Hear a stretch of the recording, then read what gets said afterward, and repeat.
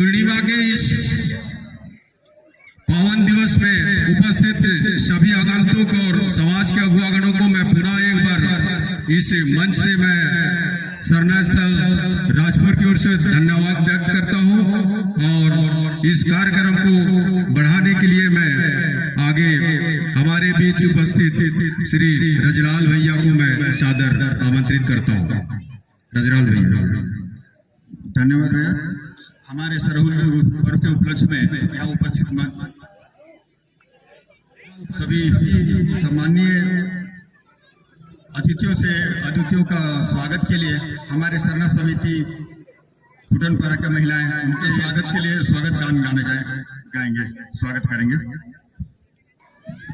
जब जितना भी बैठल है भाई बहन सब जन के जय धर में छोटे सा गाना गाय के स्वागत करत है।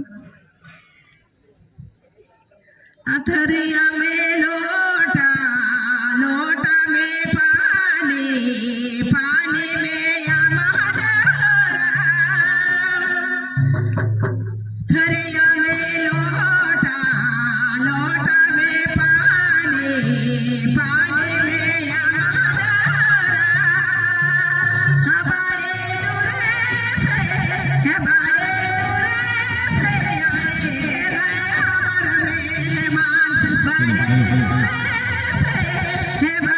इसी स्वागत गाने के बीच में हमारे पंचासन अतिथियों का